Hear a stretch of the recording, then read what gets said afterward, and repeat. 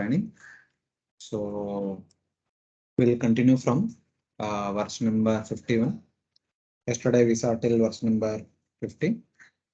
So now the further qualities and activities of Prthu Maharaj are mentioned in the remaining part of the chapter.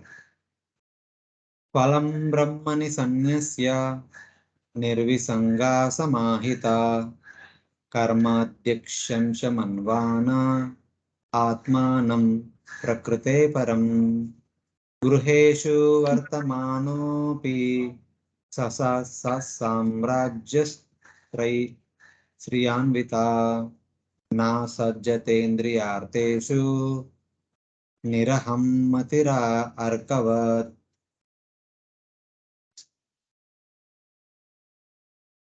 Maharaj Prthu completely dedicated himself to be an eternal servant of the Supreme Personality of Godhead, transcendental to material nature.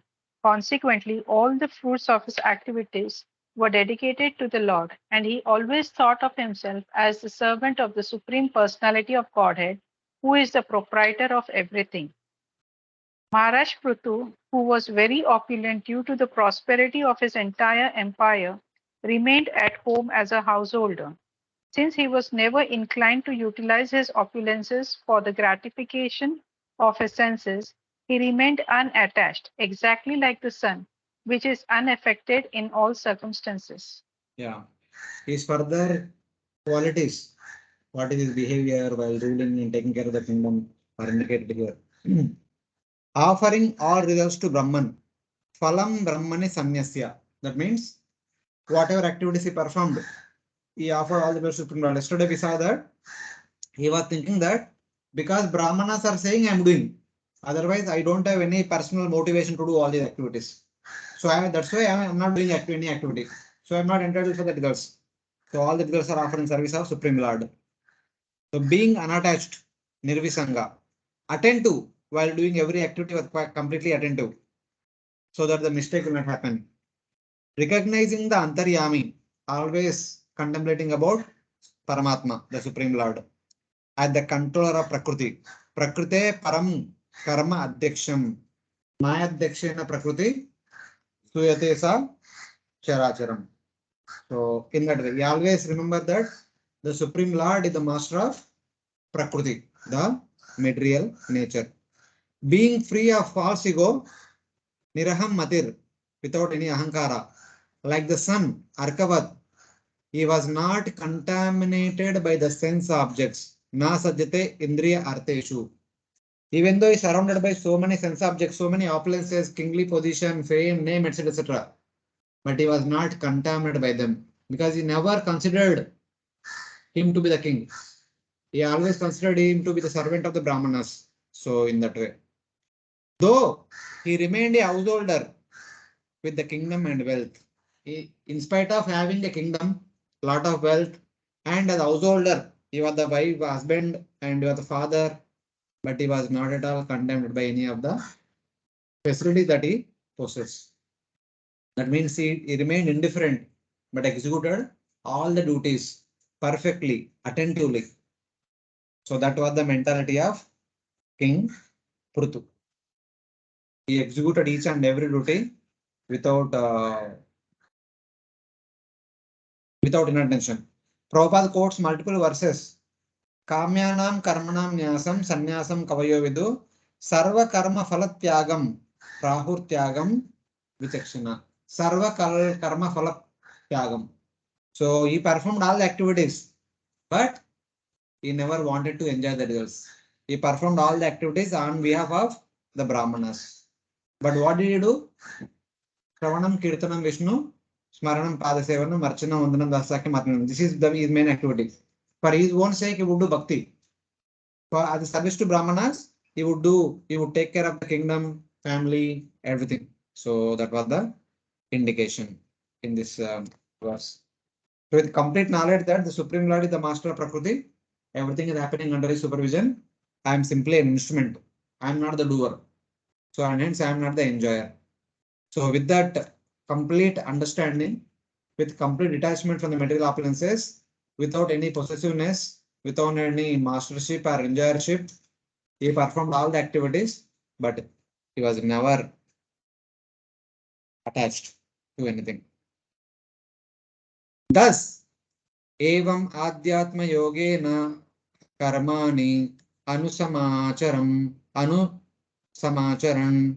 putran utpadayan asa pancharchisi atmasammatan. Being situated in the liberated position of devotional service, Prthu Maharaj not only performed all fruitive activities but also begot 5 sons by his wife Archi. Indeed, all his sons were begotten according to his own desire. Yeah, eventually, in due course of time, he had 5 children who are like himself. Atmasamam, the great sons he had. Performing his karmas, his outward duties without attachment, he produced 5 sons in his wife Archie, who were esteemed like him, who are also as great as he. Wonderful, great souls. They all appeared.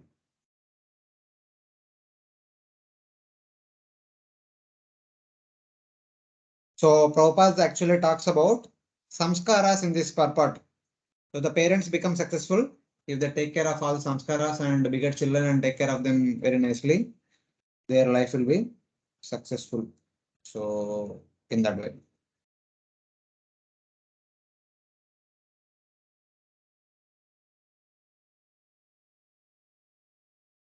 He performed his karmas without attachment or being situated in Atma, not in the body. He performed all his karmas thinking himself as Atma, not as the body. By that special power of enjoying without attachment, he produced sons. He had no agitation caused by producing sons and no lust related to his wife.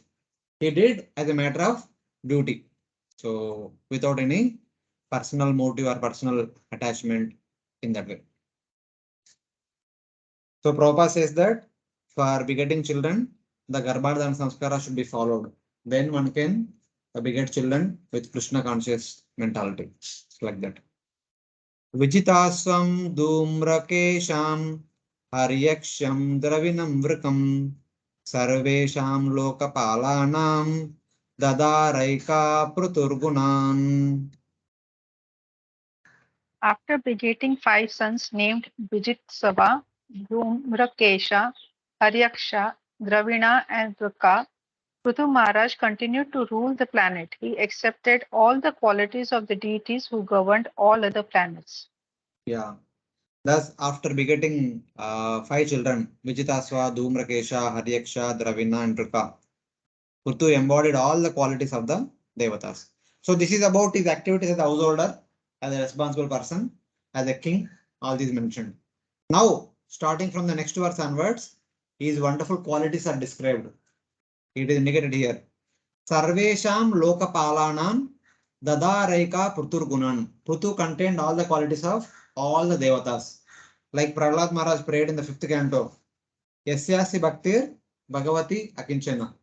Sarvai Gunaistatar Samatase Sura. Those people who become devotees, they possess the qualities of all the Devatas. So that is what is indicated here. So what are those wonderful qualities of the Devatas that are there in the Prthu?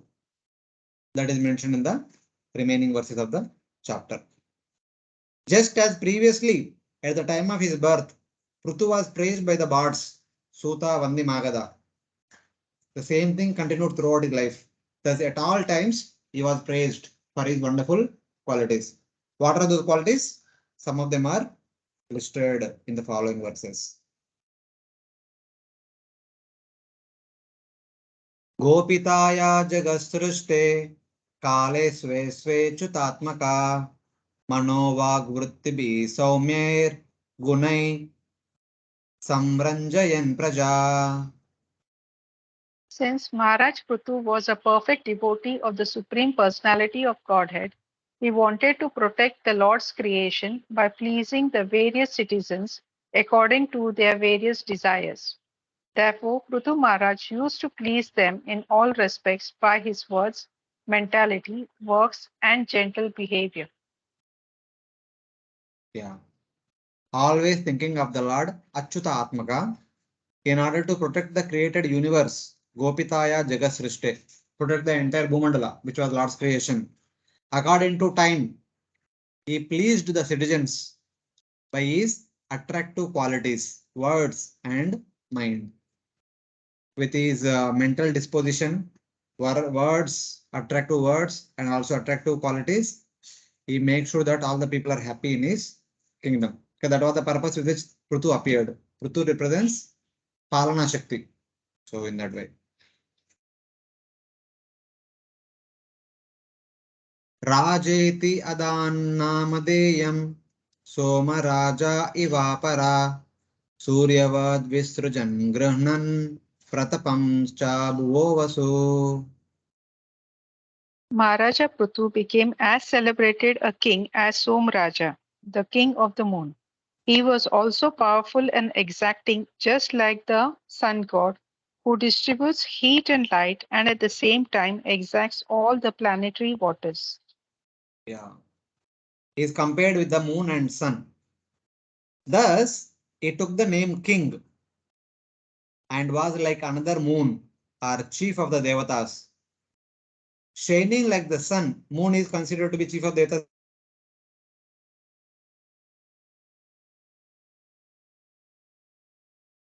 Is called as Udu Raja.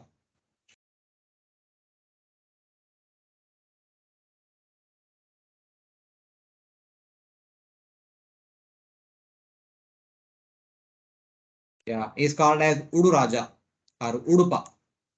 So he's the lord of all the twinkling stars that are there in the night. So in that way. So he's called as Somaraja. He's brightly shining among the star-like people. Shining like the sun, he extracted wealth and water from the earth and returned it. Just like sun extracts water throughout the year and gives back in the rainy season when it is needed. Similarly, he also extracted taxes from the people and give them back to the people when it is needed. So that's how he's compared with the sun. Somaraja means he was like the moon and the chief of the Devatas. Vasu means wealth and water. Raja means he was pleasing as well as he was the king. He is called as Raja because he is the king as well as he is very much pleasing to one and all by his wonderful qualities and activities. So in that way.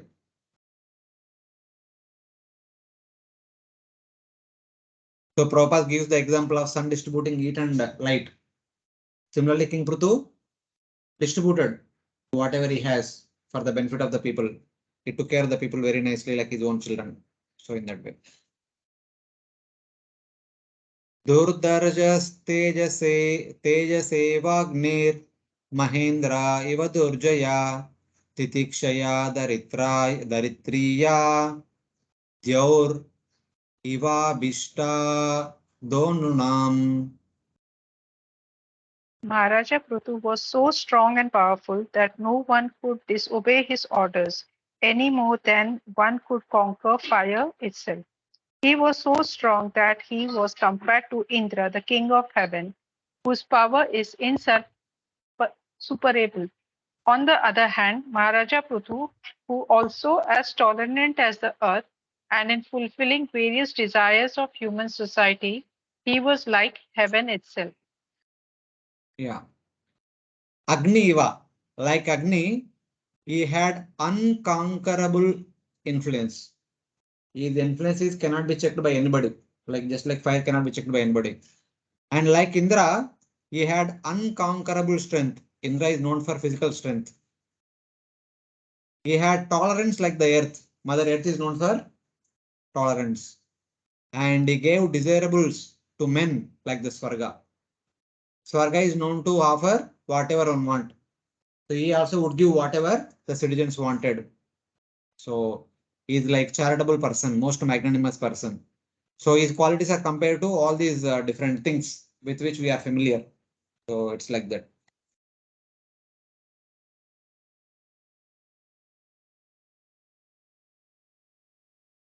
So next further continues few more qualities.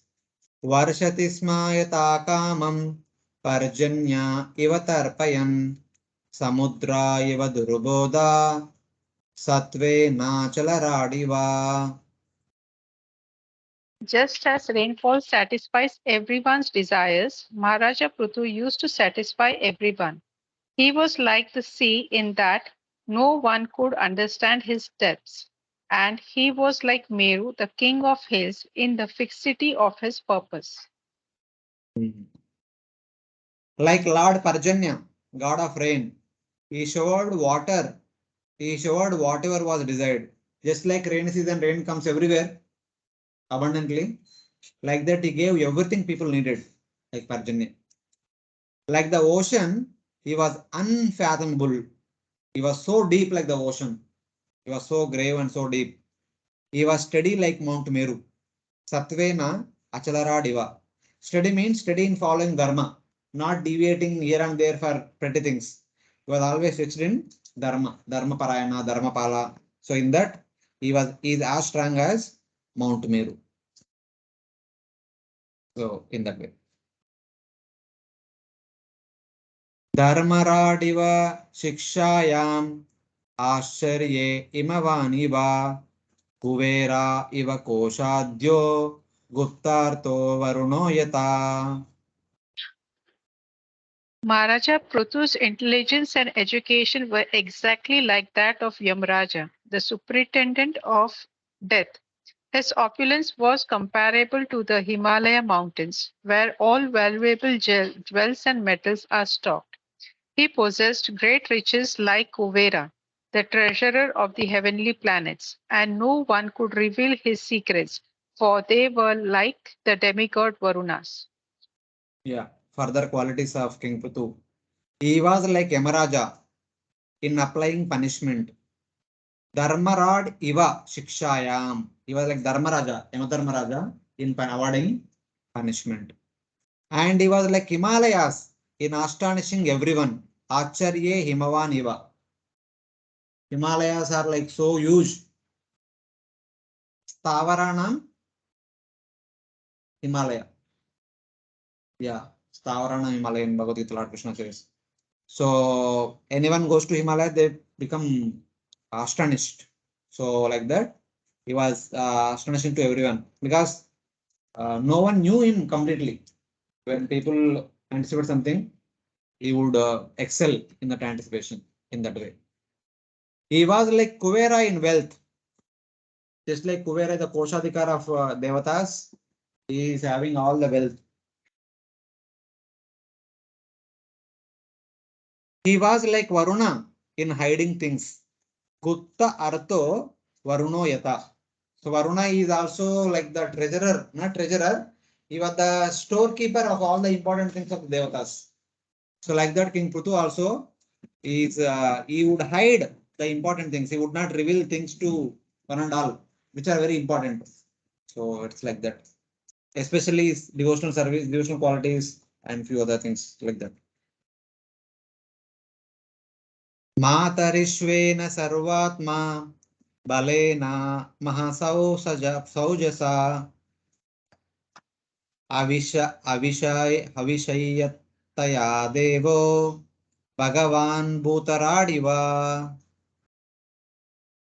In his bodily strength and in the strength of his senses, Maharaja Pruthu was as strong as the wind, which can go anywhere and everywhere.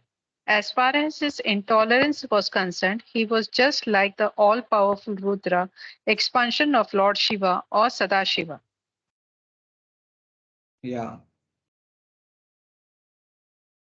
Matarishva iva sarvatma. He spread everywhere like Vayu. Verse number 60. Just like Vayu is there everywhere, inside and outside, he is also there everywhere. That means everyone would talk about him. Every day, everyone would talk about Prthu only. King Prthu is like this, King Prthu is like that, it is this, it is that, like that. Everyone was talking about him only. He is there everywhere. His name is there everywhere. So he was like Matarishva or Vayu, pervading everywhere with his bodily, mental, and sensual strength. He was intolerant like Lord Shiva. Avi Sahiyataya Devo Bhagavan Bhutaradiva. Lord Shiva cannot tolerate something goes wrong. In one sense, he becomes angry easily. If something goes wrong, he becomes angry. That's why Lord Shiva's principle is anger. Anyone becomes angry if things are not going according to their desire. So something like that. He was intolerant like Lord Shiva. If somebody is not following Dharma, he would check them immediately. He would punish them immediately. So he could not tolerate people going out of order.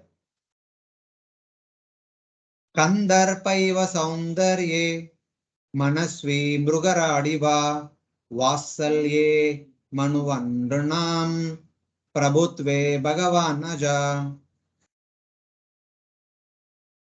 In his bodily beauty, he was just like Cupid, and in his thoughtfulness, he was like a lion. In his affection, he was just like Swayambhuva Manu, and in his ability to control, he was like Lord Brahma. Yeah. Kandarpaiva saundarye. He was beautiful like Cupid. And Manasvi Mrugaradiva. He was fearless like a lion, Mrugarad, the king of the forest animals. He was affectionate like Manu. Vasalye Manuvad Nunam. Because Manu is like the first king for the human beings. Manu always looks for the welfare of the people. Because he appeared for that purpose only. So he is like the Manu in affection to people in general.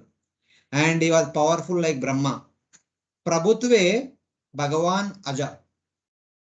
In the matter of exhibiting his Prabhutva, his lordship over everything that he oversees, he is like Brahma, Lord Brahma. So like that, his different qualities are mentioned. And further qualities continued. So Aja is also Supreme Lord. yeah. Yeah. Prabhutve Bhagavan Aja. So, but here it is taken as Brahma. Brahma is also unborn. Aja means unborn. That's why Brahma is called Swayambhuva. He is self-born. He directly appeared from the lotus, which came from the Garbhodaksha Vishnu. He had no parents. He did not appear from any mother. So Brahma is also called Aja many times. And Adokshaya is somebody who is beyond the material modes. Beyond the sense perception. Bruhaspatir Brahmavade Atmavatve Swayam Hari Bhaktya Go Guru Vipreshu Vishwaksenanuvartishu Kriya Prashraya Shilabhyam Atmatulya Parodhyame. In his personal behavior, Prthu Maharaj exhibited all good qualities, and in spiritual knowledge, he was exactly like Brihaspati. In self control, he was like the Supreme Personality of Godhead himself. As far as his devotional service was concerned, he was a great follower of devotees who were attached to cow protection and the rendering of all service to the spiritual master and the Brahmanas. He was perfect in his shyness and in his gentle behavior. And when he engaged in some philanthropic activity, he worked as if he were working for his own personal self. Yeah. So now other qualities are mentioned. Bruhaspatir Brahmavade. He was knowledgeable of Brahman like Bruhaspati. Bruhaspati is not a Mayavadi. He is actually a Brahmavadi. Brahma Janati iti Brahmana. He knew about the three different aspects of absolute truth. So he is as knowledgeable as Bruhaspati.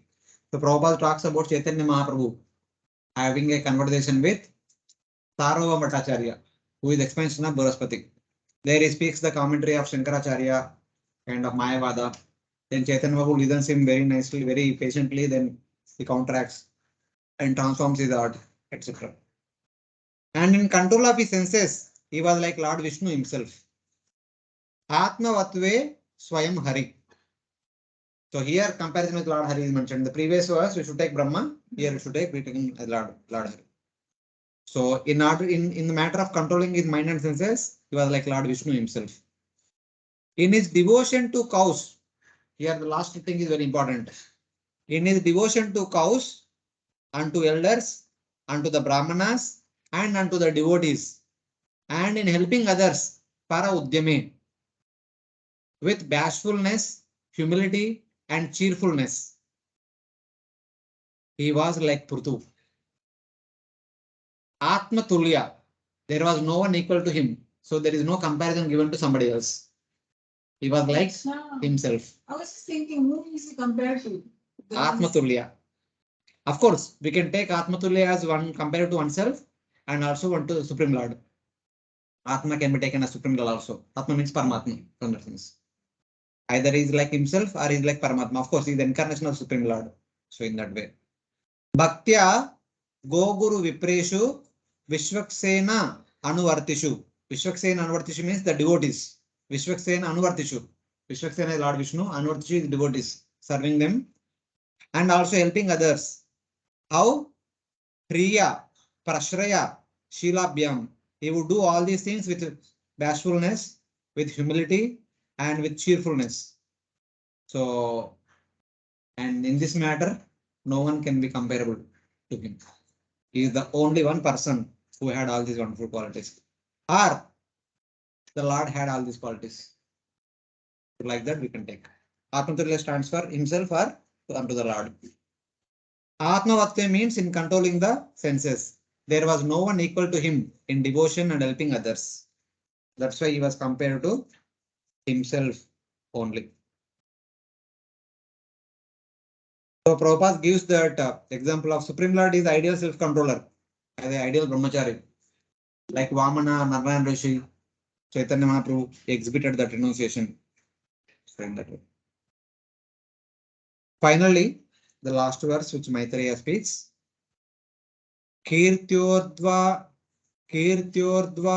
Gitaya Pumbes Trailokye Tatra Tatraha Pravishta Karnarandreshu Strinam Rama Satamiva.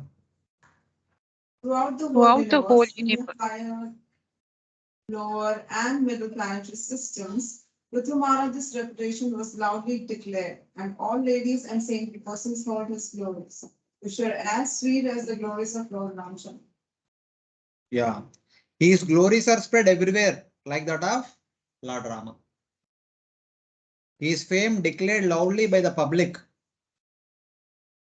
through the three worlds, Bhuloka, Bhuvarloka, and Swargaloka, entered the ears of women, just as Rama's fame entered the ears of the devotees. Just like Lord Rama's fame spread all over, like King Prthu's fame also spread everywhere. Lord Rama asks Hanumanji, I'm going, you please come along with me. Hanumanji says, no, my dear Lord, I don't want to come. Then Lord Rama says, why you don't want to come? He says, for two things.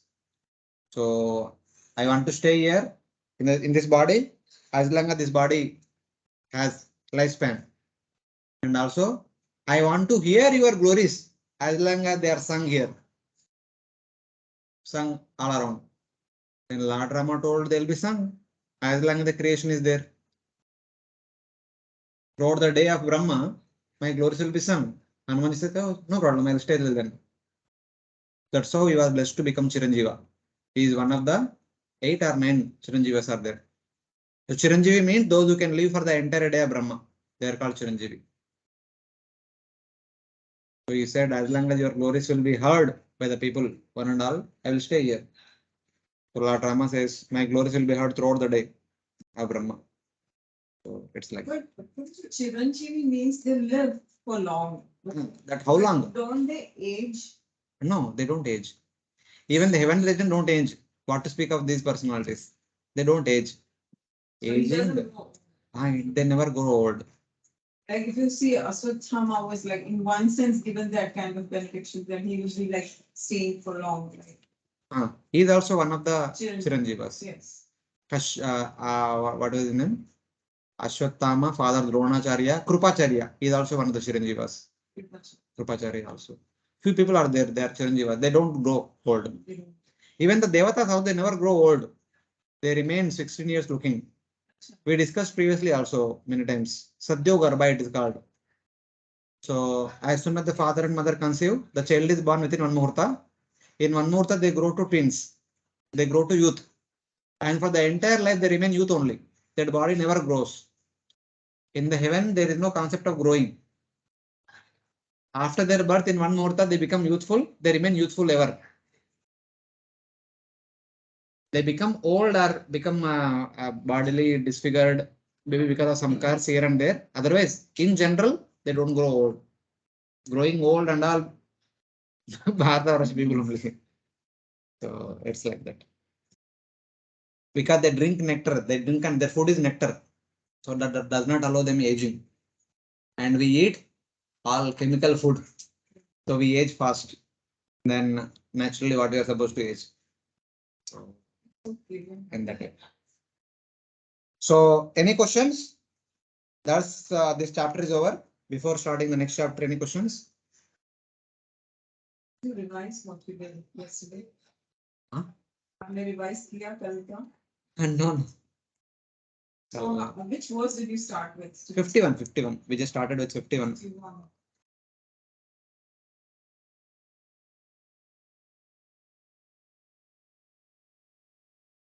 No questions?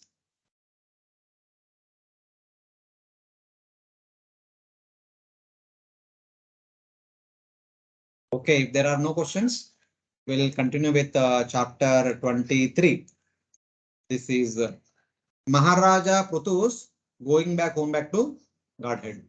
Prthu attained the Supreme Lord in his abode. Just one question. Did you have anything in your mind when you asked that? Are there any questions? Were you expecting some question? It seems. No. This is literally asked. Nothing like that. When some section is over, I generally open for questions. Right. Is there anything you need to? No. In the 23rd chapter, King Prthu goes to the forest, practices austerities, worship the Lord, and giving up his body, giving up the abode of the humans, goes along with his wife to Vaikuntha, the abode of the Lord. He and his wife, both of them go to forest, practice severe austerities like a vanaprastha, and then give up the body, go back to Godhead. That is mentioned in this chapter 23. So, text 1, 2, 3. Maitreya uvacha दृष्ट्वात्मनां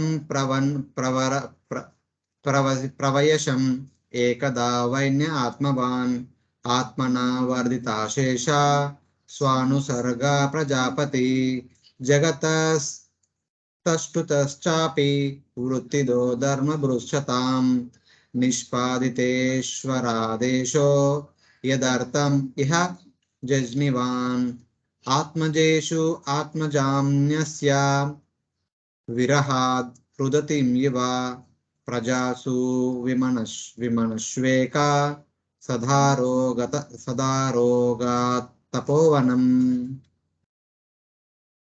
At the last stage of his life, when Maharaja Prthu saw himself getting old, that great soul, who was the king of the world, divided whatever opulence he had accumulated amongst all kinds of living entities, moving and non-moving.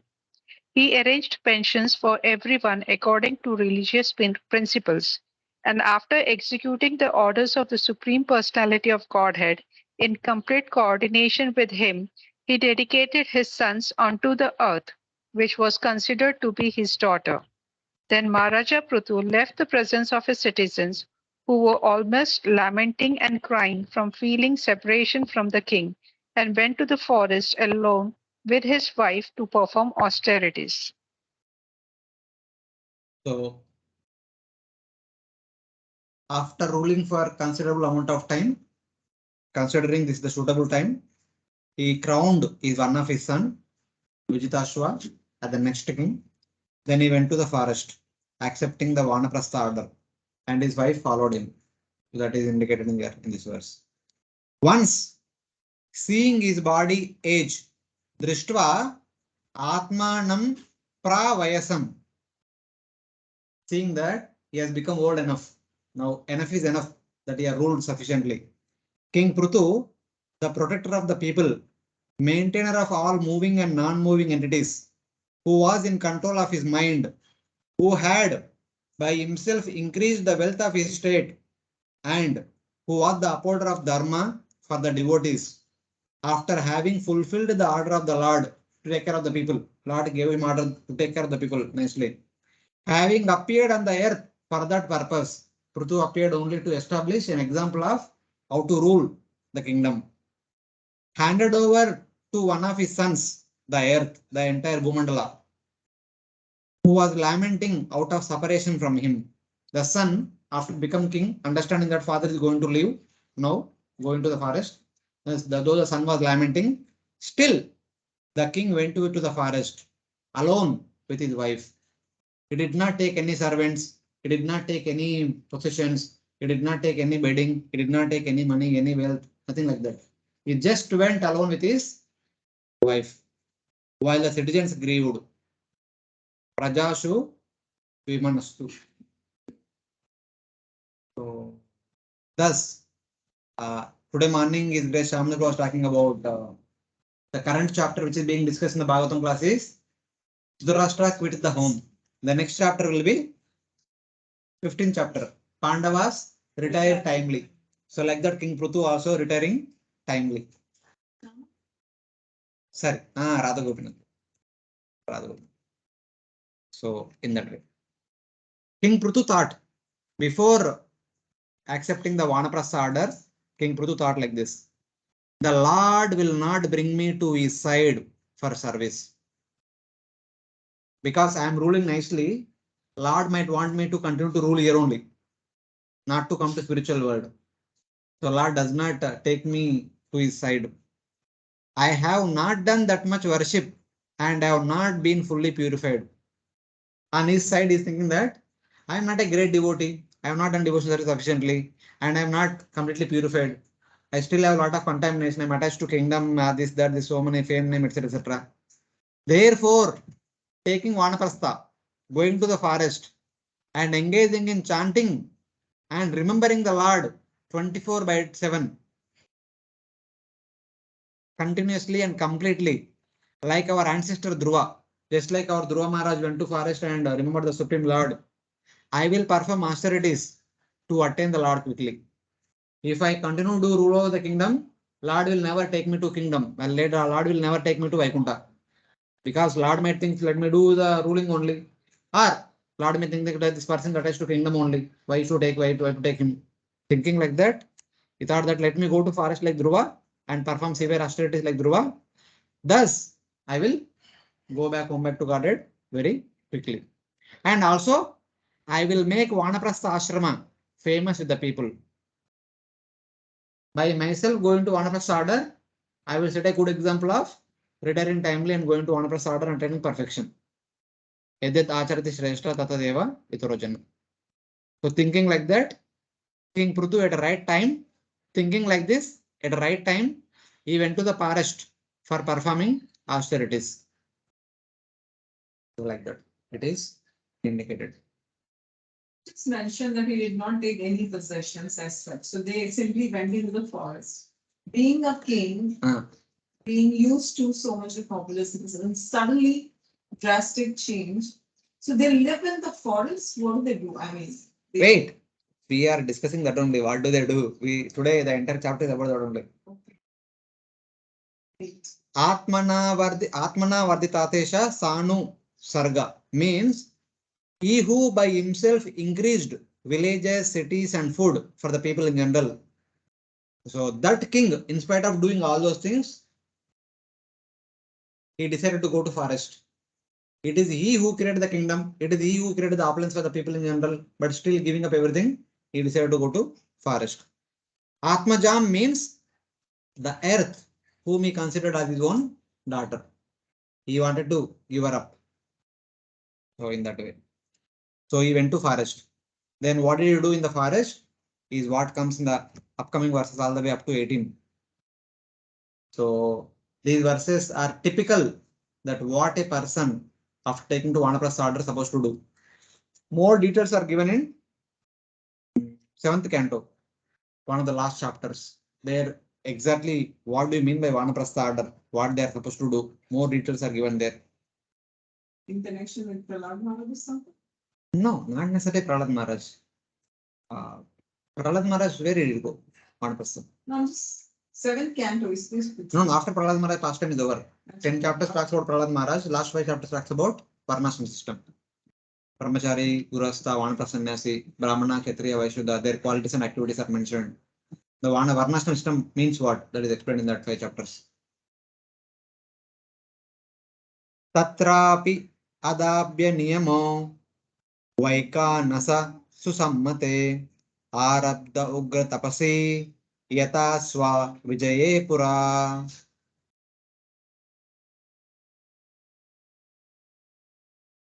After retiring from Retiring family life, from family life, Maharaj Prthu strictly followed the regulations of retired life and underwent severe austerities in the forest. He engaged in these activities as seriously as he had formerly engaged in leading the government and conquering everyone. Yeah. So in the previous part, Prabhupada gives one interesting point. So in the middle of the second paragraph, Prabhupada writes, he had been exemplary in his governmental administration and how he was now he was to become exemplary in his retirement. As it is mentioned in the current next verse, the 4th verse. So then Prabhupada says that just like Prthu Mahara retired timely, similarly, one should not simply remain at home until the time of death, but one should separate from family life at a timely moment and prepare oneself to go back to Godhead. Wait. Indeed, it was compulsory for everyone to go to Tapovana to fully accept the shelter of the Supreme Personality of Godhead. For it is very difficult to retire for family life. For it is very difficult to retire from family life and at the same time remain at home. हाँ? तपोवन जाने का, कहाँ पे तपोवन है वहां पे जाने का. Wherever it is there, one should go there. No, why? The reason I asked you, because see, if I consider your example, you are already brahmachari in an ashram where you have given up your entire interest in the family for serving the Lord. So for you, this is a kind of change of ashram only, right? But for us, grihasthas, we cannot do this. We can't go to the forest, neither we come and stay in the ashram, especially for those females, impossible. So Archie went along with husband. Husband जाना चाहिए ना क्या? Husband जाएगा तो वह भी जाएगा. There, having gone to the forest, King Prthu underwent severe austerities according to the Vanaprastha rule. Whatever Vanaprastha rules say so, they will follow all the rules. They followed all the rules with unbroken vows, using the same effort with which he previously achieved victory over the earth. Just like when he was at home, the way he took care of the kingdom very sincerely, after going to the forest also, he followed the rules and regulations of Vanaprastha order very strictly. Just as King Prthu performed karmas in household life to show karmis how to act, so as a Vanaprastha, he performed austerities to show the Vanaprasthas how to act. He is setting a good example. He engaged in severe austerities as approved by the Vaikanasa scriptures, which talks about the austerities of Vanaprasthas. He was strict in his vows. Adabhya, not deceptive. He was not deceptive. He was not doing austerities superficially. He was very strict in executing his vows, which comes from the root word dab, to deceive. He did this with the same effort that he conquered the earth.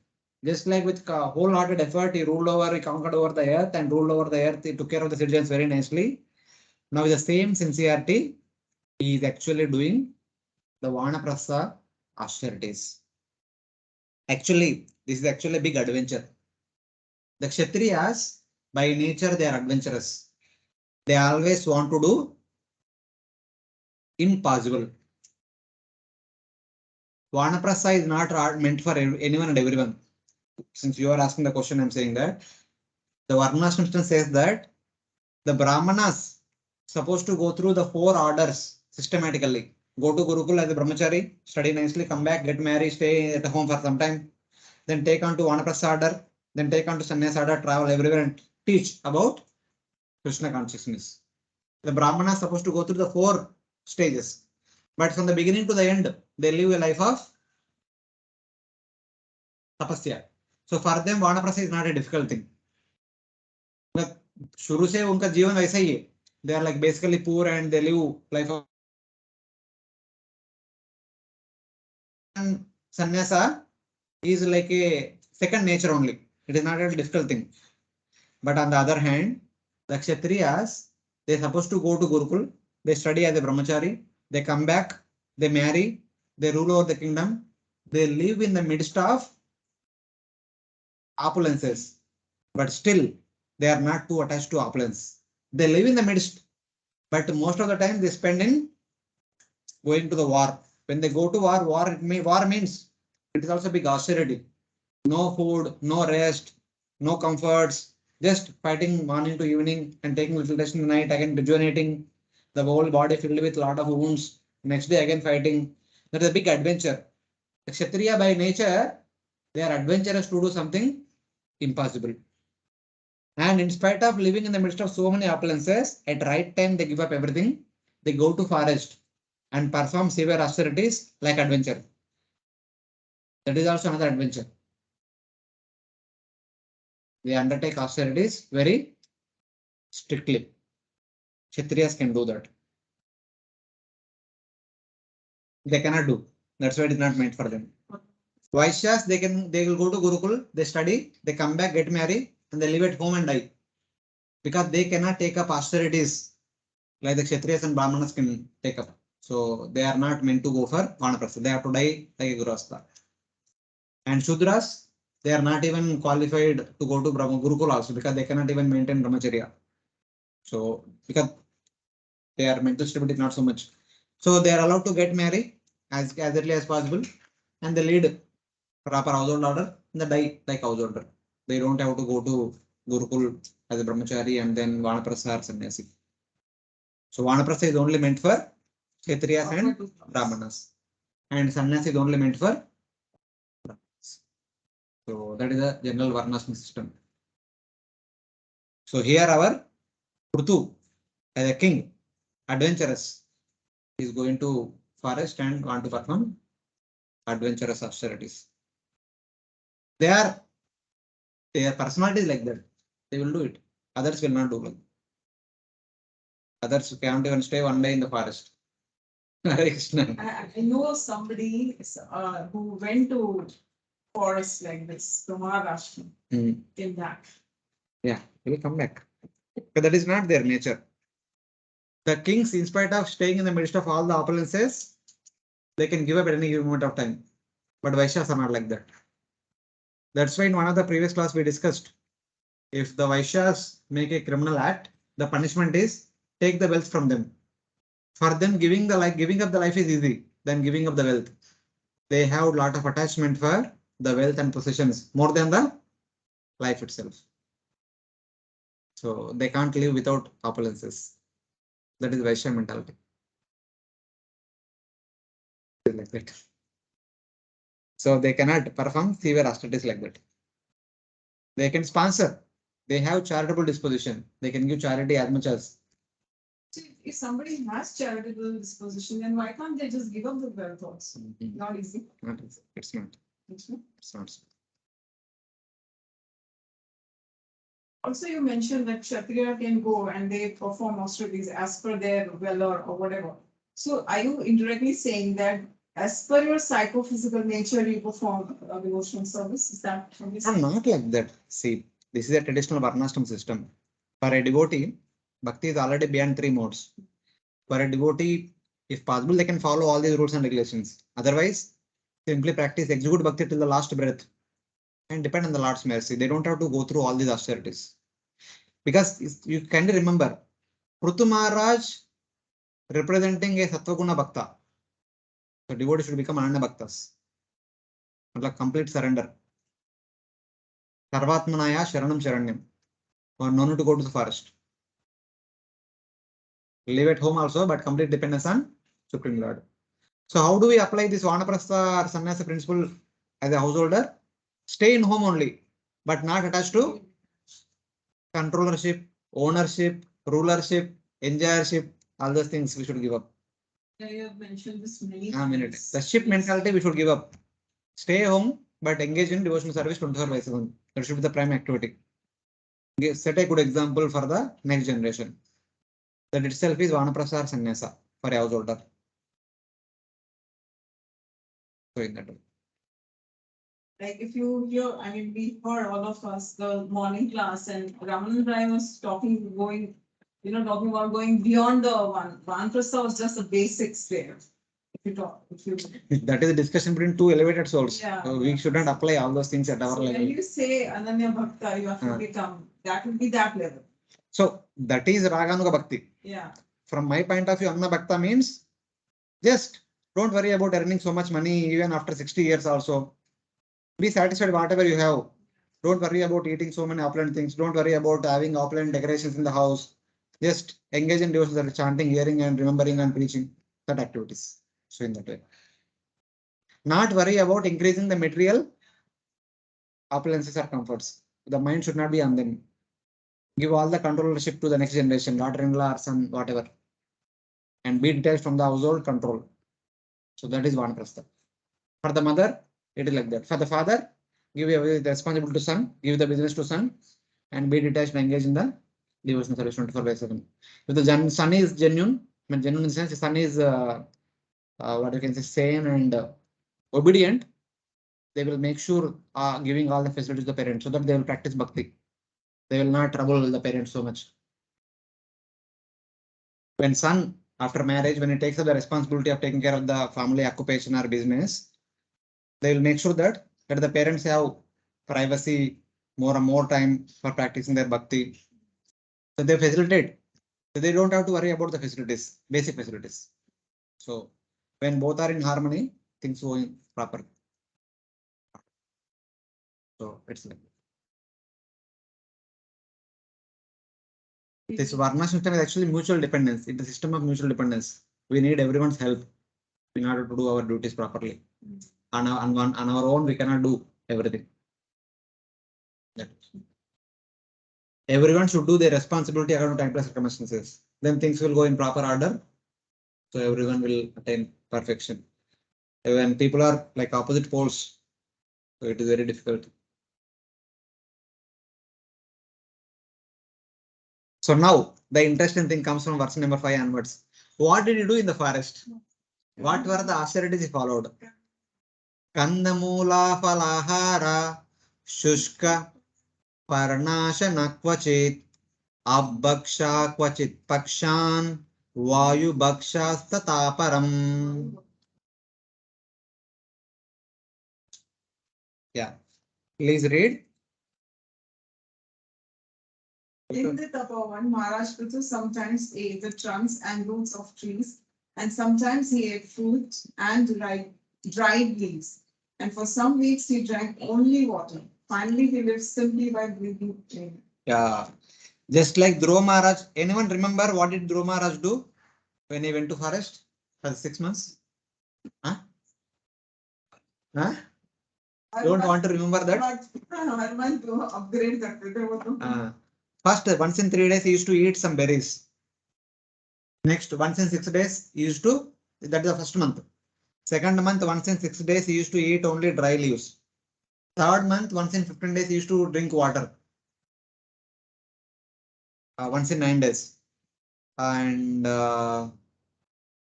water, berries.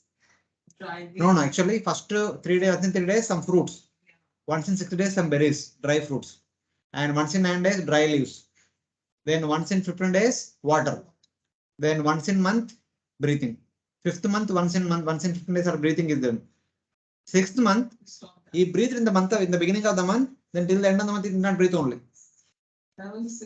3, 6, 9, 12, 15, and 30. That is the gradual progression. First month, once in 3 days, eating fruits. Second month, once in 6 days, eating berries. Third month, once in 9 days, eating dry leaves. Fourth month, once in 12 days, drinking water. Fifth month, once in 15 days, breathing. That means 2 times only breathe the 5th month. And 6th month it does not even breathe. That means at the end of the 5th month they breathed. 6th month in the middle it did not breathe only. Till the end of the month it did not breathe. Till the time Lord appeared. That was the austerities followed by Dhruva. Same thing he is doing now. Kandamule. He ate only roots like radish and fruits once in 3 days or once in 6 days for the first month. And sometimes ate only dry leaves. So 3 are there na? Ate only roots, they are radish and fruits. Kandamule falahara. So first, once in 3 days he ate falahara. Then once in 6 days he ate kandamula. Then once in 9 days he ate shushka parna, dry leaves. Okay. Then he began drinking only water. Once in 12 days he began to drink water without food. Okay. And then he consumed only air once in 15 days the next month. Just like Dhruva, he also followed the same order. First month falahara, once in 3 days. That means 10 times he ate falahara for first month. The second month, he ate only kandamula, once in 6 days. Maybe 5 times he ate kandamula. Third month, he ate dry leaves, once in 9 days, 3 times in the entire month. And fourth month, drinking water, once in 12 days, 2 or 3 times. And fifth month, only air, 2 times.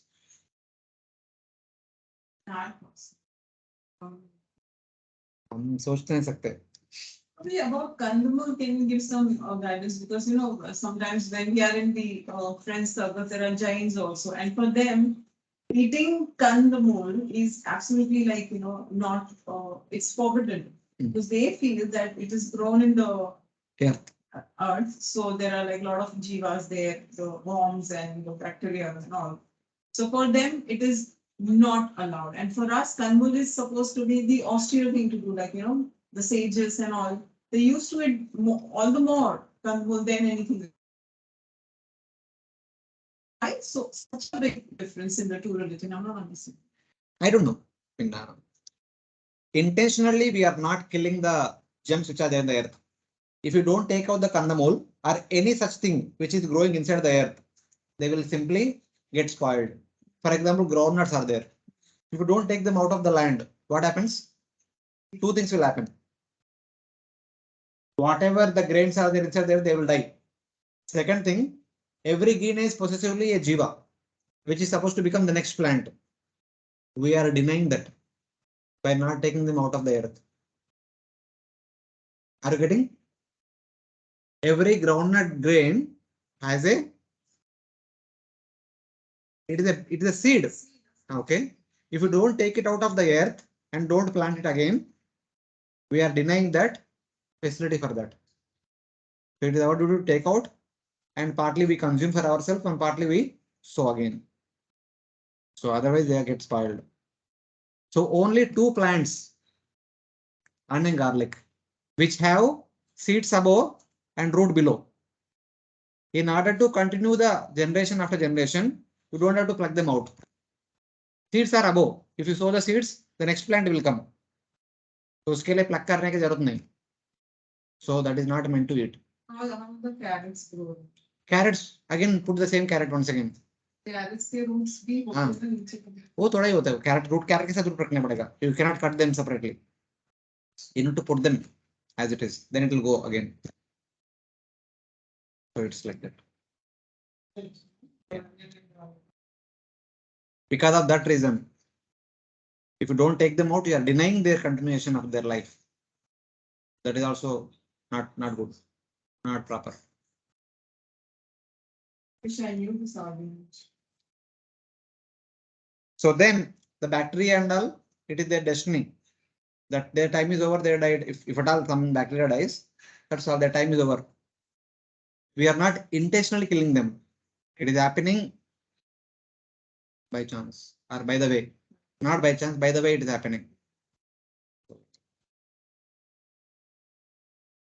So then what happened after 5 months of second of austerity? What happened? Grange panchatapaviro Varshav Asharasan Muni Akanta. This is verse number 6. Grishma it is. Okay, sorry. इसमें Gange पंचतपा. 1 second. It's just Grishma. Rest everything is Okay, okay. ग्रीष्मे पंचतपा वीरे वर्षाव आशरसान्मुनि आकंठा मग्न शिरसि उदके स्तंडिलेशया.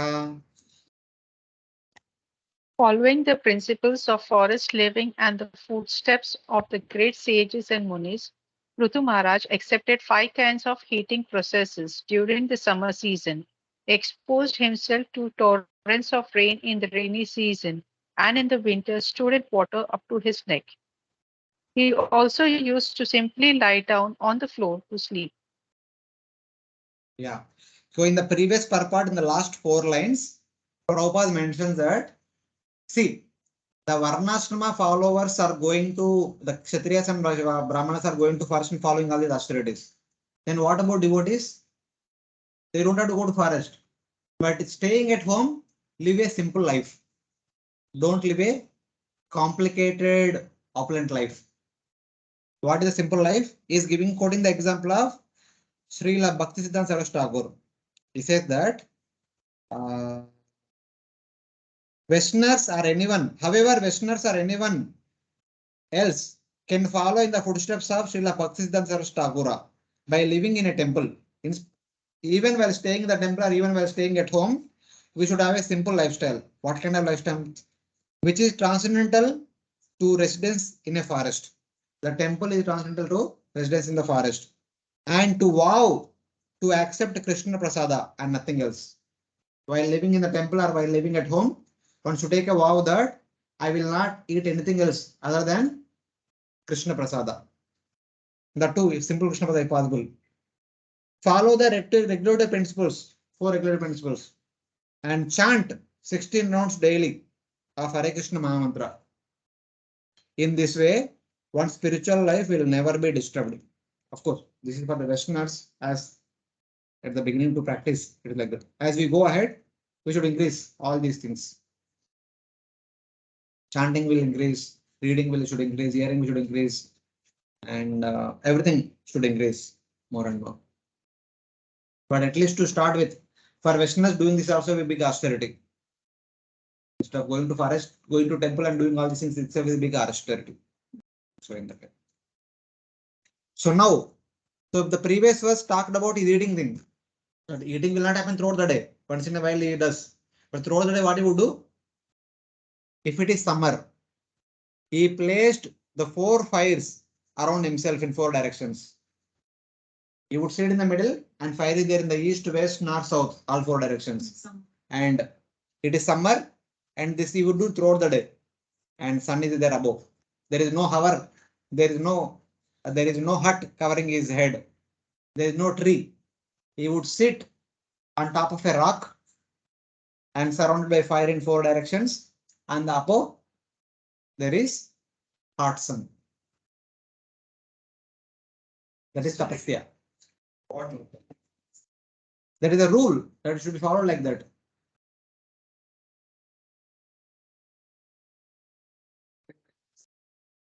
You are doing your duty. That is the duty of a Vanaprastha order. So what do you get is different thing. First of all, doing one's duty only.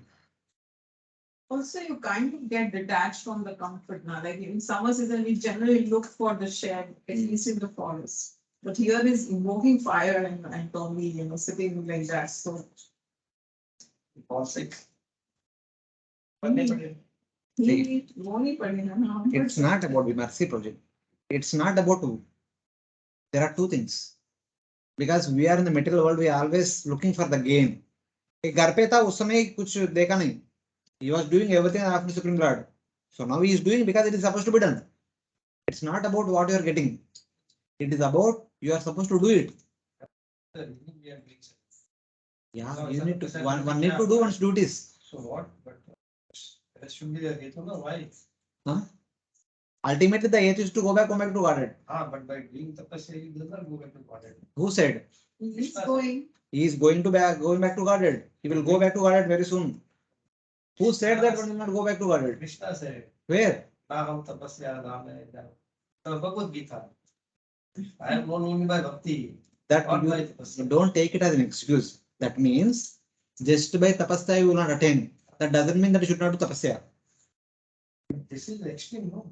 It is not extreme. It is Sun is It is written, the Pancha Tapa recommended for austerity. It is there. I mean, it is mentioned by the Shastra. it's not extreme. You never heard Ramayana Mahabharata? Everyone did this tapasya. Everyone does. Every person who goes to Vanaprastha they does this. It is a default thing. It is not an extreme. It is simple duty. It is the duty of the parents to take care of the infant child day and night. Okay. They might have so many other interests. The mother might be a MD of a company. Does she go to company or does she stay home and take care of the child? That is austerity. That is tapasya. That is the duty of a mother. That's it. At home, you do your duties, even though there is a lot of pain involved. Same way, when one goes to forest, one does this. Why? The Vanaprastha order is meant to detach you from the worldly opulences. In household order, one is going through all the household opulences and experiencing comfort. In the Vanaprastha, the brahmachari has zero comforts. In the gross order, the comforts are increasing like this. In the Vanaprastha, again, the comfort should come to zero. It's like that. One should become detached from the core of the heart, from the mental thinking also. Stay away from all opulences. This can be done slow also. One can do all these things slowly. Not necessarily that immediately one should put all the fires around, big fire. One, for the first summer, they can only stay in the rock. Later on, thought of fire. One can do slowly also. But he wanted to go back to Godhead very quickly. So he is doing everything full-fledged. Whatever the maximum rule is following immediately. This is simple rule. Many scriptures talk about this. It is not a big thing. It's for the first time, but it is mentioned that Pancha Tapa is mentioned. So I didn't know. मैंने महाभारत नहीं पढ़ा मैंने रामायण भी नहीं पढ़ा यही problem है ठीक है यही बड़ा प्रॉब्लम है आप सिखा लो So 5 fires, 4 fires all around, 1 fire above the sun. Okay. During the monsoon season, he tolerated the torrents of rain. He did not hide himself underneath a tree or a hut or a cave. Instead, he stood in the rain when the rain comes. And the most important thing is that during the winter season, he stood up to his neck in the cold ice water and slept on the bare floor. Even His Holiness Radhanath Swami Maharaj also, when he was in Himalayas, when there was no water, they would break the ice and take out the water in buckets and take bath. Like that. In Maghamela, people go to Prayag and take bath. Chilling water. Ganga water is very chilling because it comes directly from Himalayas. Very fast. Quickly it comes all the way here. It is still cold. So when I put my foot inside, when I removed it, it was green. Till we took the bucket and it's like that. they decided never to go. This is the type of austerities one should follow. In Brahmachari ashram, in hot summer, some of us take hot water bath. That's the problem. It's not about Bombay. It's about us. It's all about us.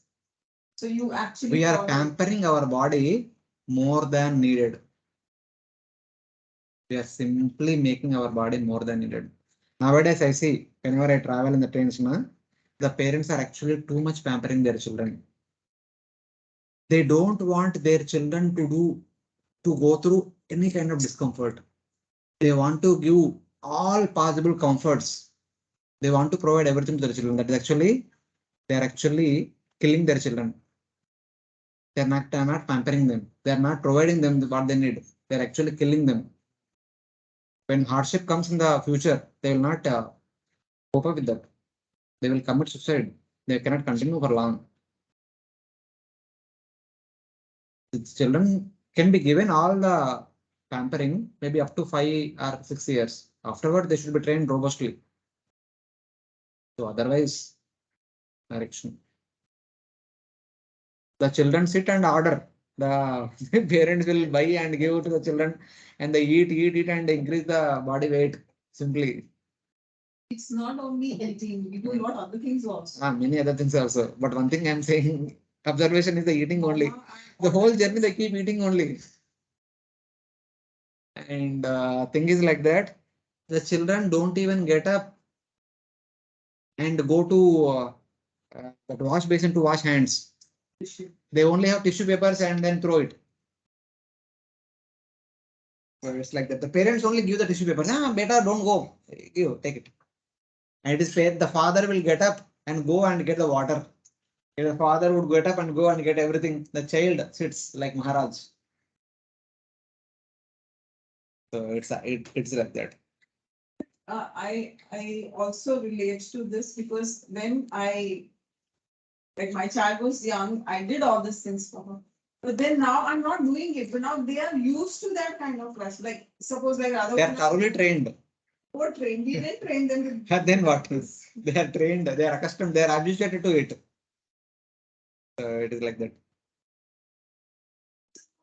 What is like? That is the problem, na? One sees others and then follows. Everyone want to showcase that we are the good parents, but I'm not able to understand what happens afterwards.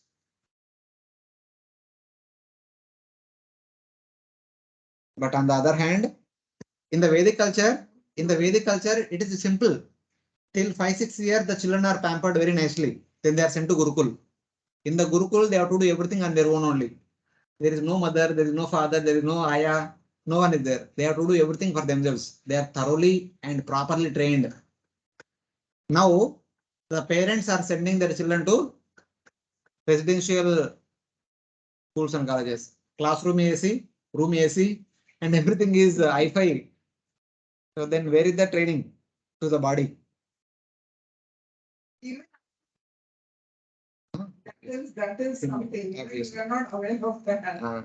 Yes, I'm not directly dealing with each and every. I'm just superficially observing. So in that way. So it is like that.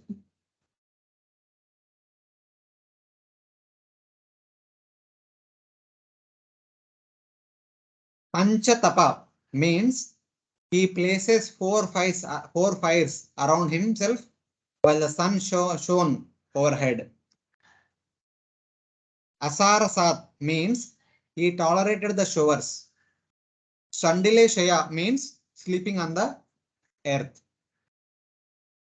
Even when children go to Gurukul, they don't have any bedding. They would also sleep on the bare earth, bare floor. That's how the training was given in the past. Now, question after question, so much. We are so accustomed to at least forget the luxury, but at least comfort. Like why I'm asking you these questions, because whenever we go for yatra, like we are staying in one room, there are 4 Matajis in one room, one washroom and one bathroom, and so at times I feel that I'm not very comfortable, although I try my best. So at that time, I feel bad that what is this? I have come here for a purpose, and that is not happening. And I'm kind of thinking about my comfort. So what is the ideal situation? Because then you are absorbing those thoughts rather than being absorbed in the yatra or the lectures or whatever the studies. So comfortable जगह पे रह के यात्रा में absorb रहो या क्या करोगे? Yatra is this place where we can train ourselves to get detached from the comforts. Because it will never end. The mind always wants comforts. It will never end. Somehow or other, we need to control the mind. What we are asking is for the basic, अच्छा washroom तो दो दे दो ऐसा like चार में एक like that. Yeah, that is there.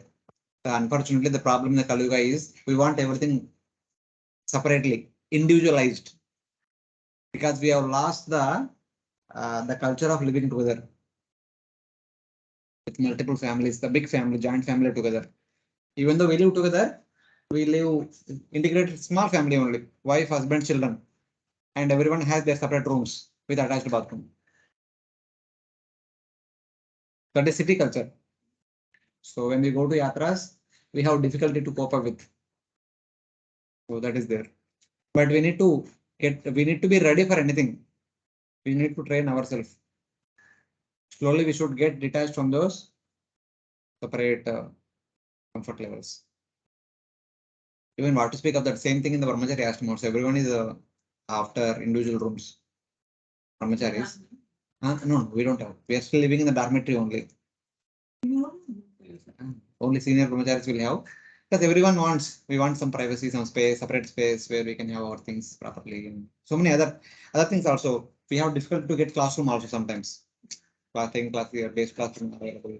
If they have individual room, they can take classes in the room only and then other things.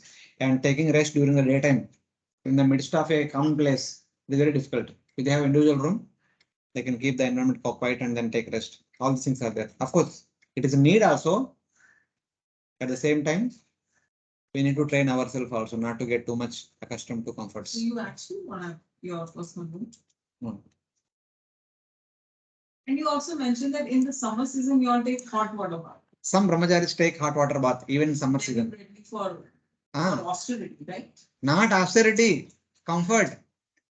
Even in summer, they don't want to take cold water, but normal water bath, not even cold water.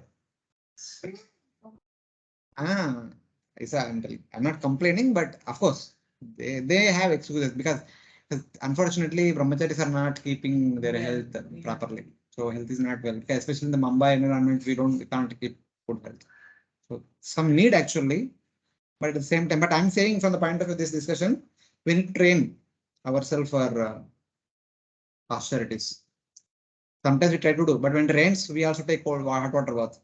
Because if we don't do, because that is not usual practice, we will get cold immediately. So because we are not so healthy in one sense, so it has become like there is no other way. It is a default choice. So in that way. Okay. Any questions from the devotees online? Okay, you are able to follow. There is not there.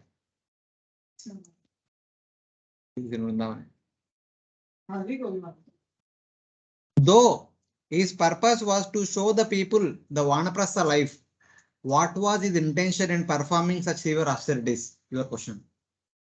He just went to forest to show people that one should take Vanaprastha order at right time. That is okay, but why is doing all these severe austerities? Why does he? What is the need?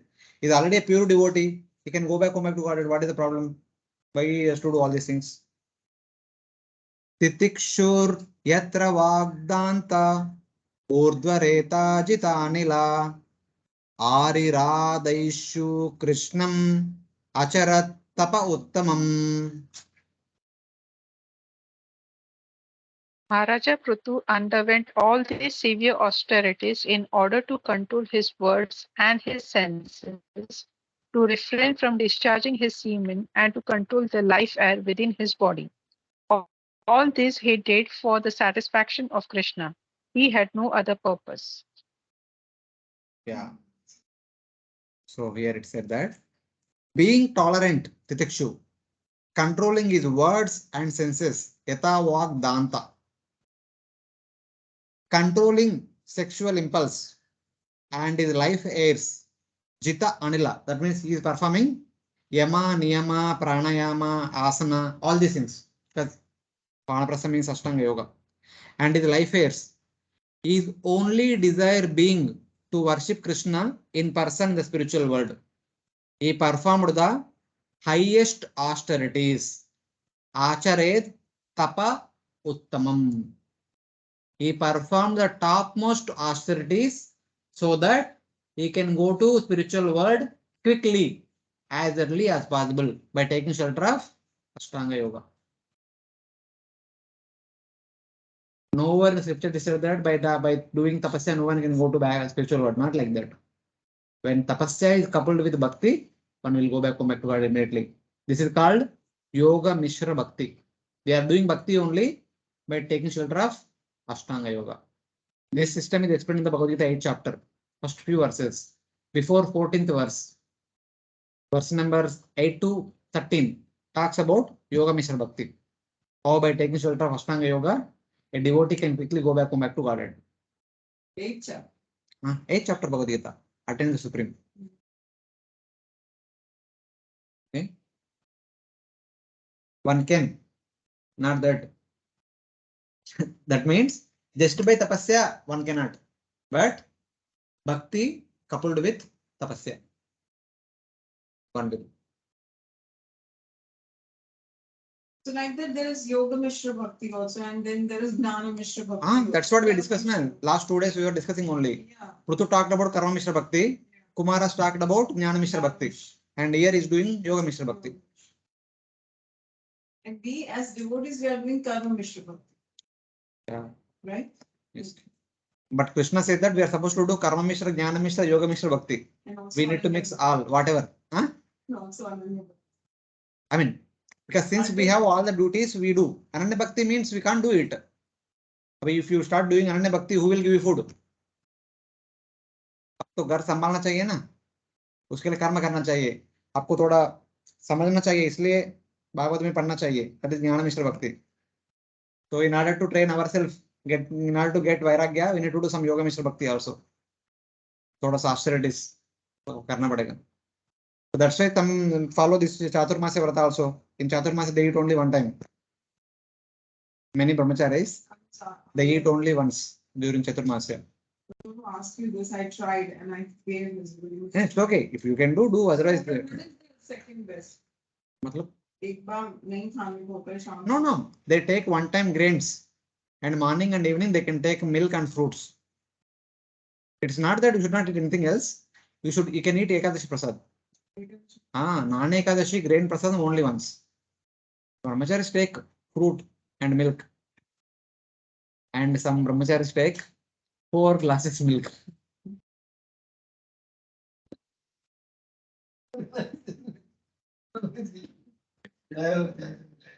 They don't take lunch, they don't take grains. They take milk and fruits, but milk only good amount of milk. Huh? No, I tell you why. Without grains, I can't survive. That's why I was asking you. Yes. What's the point? You should do whatever you can do at least. Huh? मतलब? नहीं ऐसा नहीं होता है, ऐसा नहीं होता है. Body demands. The vrata is not to eat grains, and you eat whatever is allowed to the requirement of the body. It is easy to find. So how is it an austerity?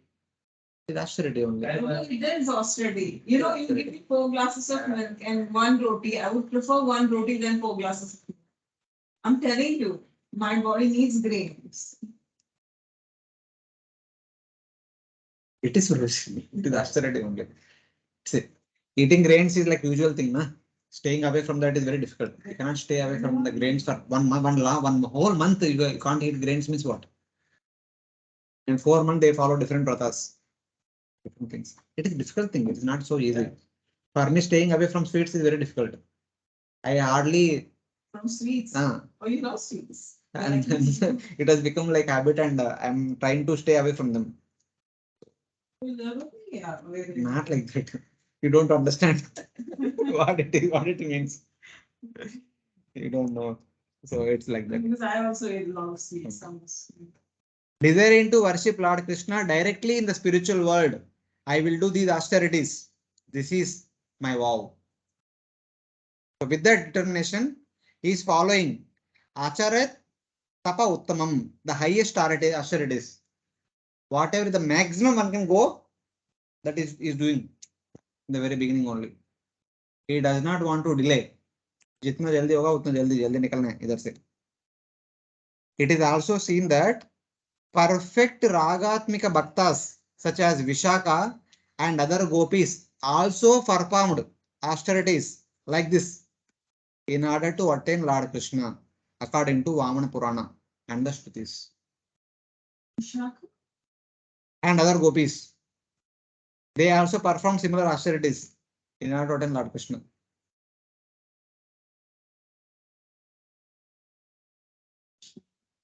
Now they are with Krishna, but at some point of time they performed austerities. Mother Lakshmi also performed same austerities to enter Rasalila. She was not given entry. Everyone performs tapasya.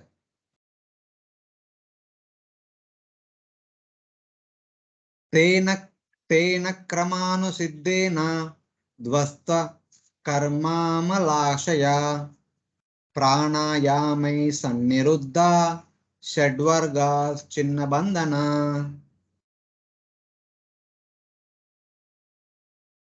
By thus practicing civil austerities, Maharaj Prthu gradually became steadfast in spiritual life and completely free from all desires for fluid activities. He also practiced breathing exercise to control his mind and senses. And by such control, he became completely free from all desires for fluid activities. Though Prthu Maharaj is already a pure devotee, already an expansion of what not supposed to do, but still is doing to the maximum possible extent to set an ideal example. Thus, by gradual perfection of austerities, he destroyed karma, Vasta karma, developed a joyful art, Amala Ashaya. He purified his subtle body completely, controlled the mind and senses by the execution of pranayama, and cut his bondage to the material world, Chinna Bandhana. Thus, by executing all these austerities, he purified his subtle body and he cut whatever attachment he has to the material world. Everything has been removed. Tapasya will purify our heart very quickly. Jnanagnina dagda karmas. 4th chapter में दिया था ना, नई सदृशम ज्ञानेन एव. There is nothing as auspicious as jnana which can purify one's existence. Jnana means tapasya. The default activity of jnanis is tapasya, performing severe austerities. Can actually do tapasya for purifying senses. We should do actually. That's what na Prabhupada says, at least follow 4 regular principles. Utna tapasya to karo. That itself is tapasya. For outside people, if you tell them to follow, it is a big tapasya. Staying away from tea and coffee itself is a big tapasya for them. Since we are doing for many years, we don't remember, we don't worry about so much of those things. But at least certainly mind contemplates about. I tell you, that has also happened by the mercy, no? Because we were so attached to those things and suddenly we gave up. And it has never occurred Krishna's mercy that you want to go again for that. So unless mercy, it won't happen. I believe so. Yeah, that is there. But at least continuing to do it is the tapasya in that sense.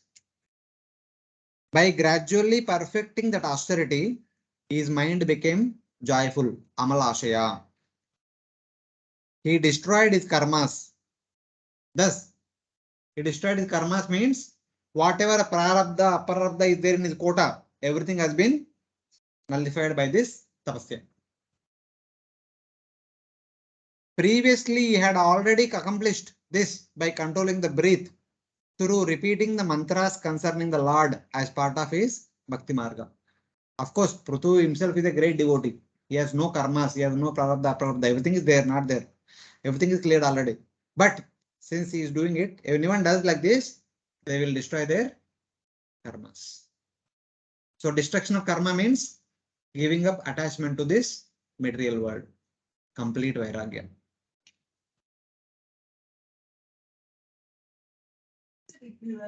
You said destroying of karma is having no attachment to. Because karma is a impetus, na? Karma means that vasana or samskara, which inspires us to get into a new body and get new and newer sense objects. If there are no karmas, that means no desires, then no need to stay in this material world. We are completely indifferent to it. So we may not have desires in this lifetime itself.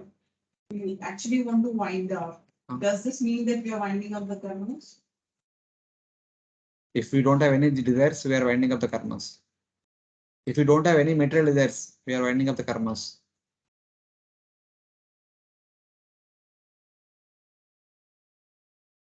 There should be only one desire. I only want to serve the Lord in person. Enough is enough. Even one should say that enough of serving Lord's deity. I just want to serve the Lord in person. When we come to that point, then one is ready to come back to Godhead. Till then, one will continue this material world only. Worships it once in a while. Ah. When you're worshipping the deity, it's like personal offerings only, person service only. But still deity is deity. Deity is deity. It is.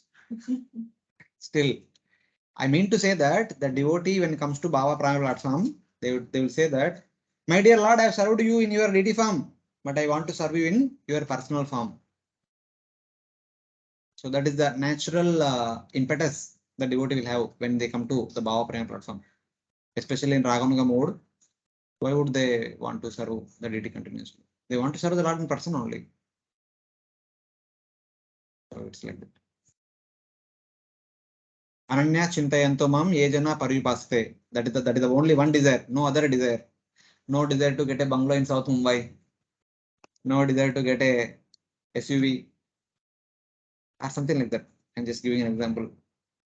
So when we are done with all the material desires, Vinutta Kama, then when there is only one desire, Ananya Chintayanto Mam.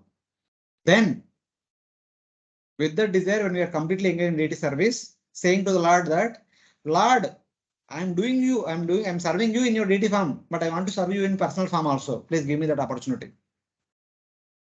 Then Lord sees our eagerness, then takes us back to God.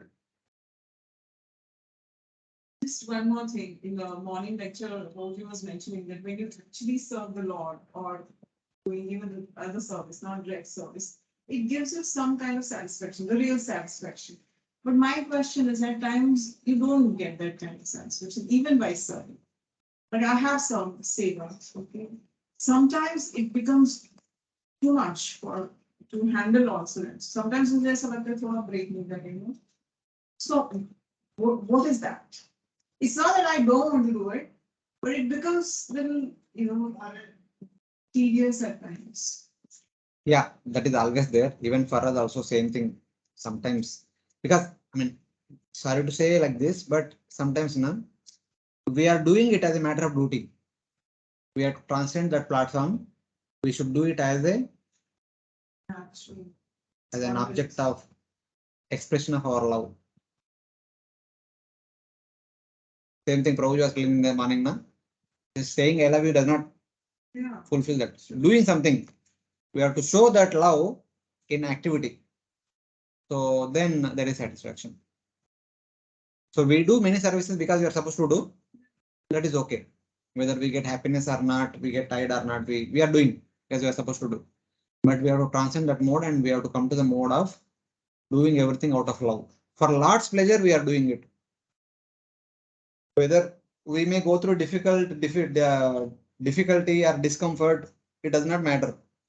If the service is giving pleasure to the Lord, let me do. So that mode we should develop. Yeah, the question was, nevertheless we do it because we have this thing that even if I say I'm doing some seva, I know that I'm tired. I still do it because I know it's giving pleasure to Krishna.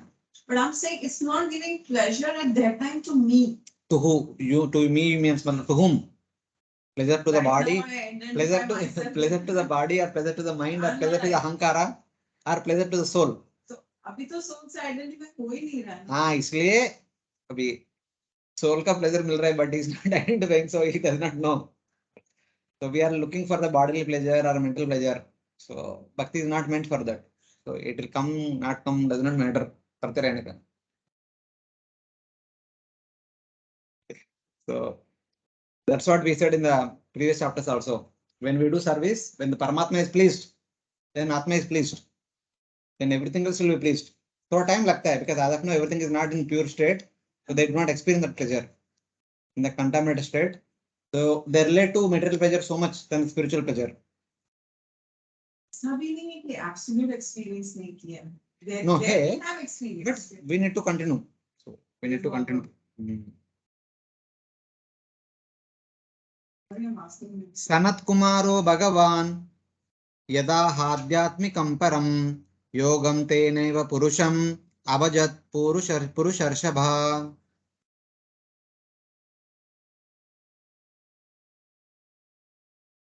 Thus, the best amongst human beings, Maharaja Prthu, followed that path of spiritual advancement which was advised by Sanat Kumara. That is to say, he worshipped the Supreme Personality of Godhead, Krishna. Yeah.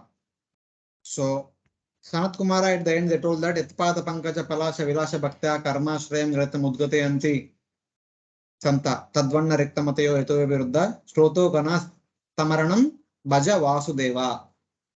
So one need to worship Lord Vasudeva. That worship will purify one very easily from the knot of the heart. Otherwise, the Jnanis and Yogis have to work very hard. So he performed all the austerities. By the way, he is always worshipping the Supreme Lord by Smaranam. He is doing bhakti also. It's not that he gave up bhakti. While doing bhakti, he is doing everything. Tasma Sarveshu Kaleshu Ma Manusmara Yuddha. In the battlefield, Yuddha. In the Vanavas, Tapasya. So it's like that.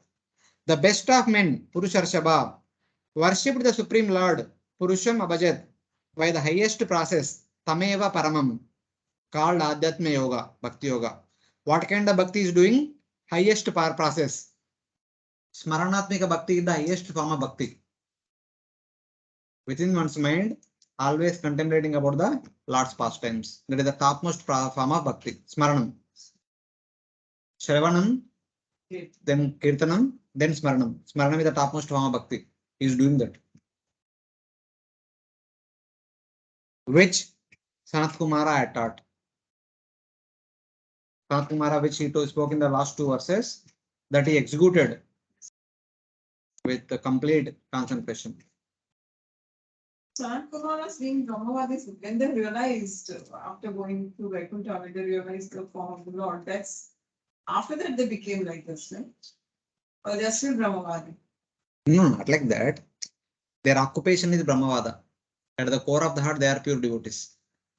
They are the teachers of Brahmavada. They are the teachers of Jnana Yoga and Ashtanga Yoga. And that's what they do. A teacher does, wherever he goes, he teaches whatever is his subject only. But at the end, in the private class, he will teach what he loves the most. Doing that.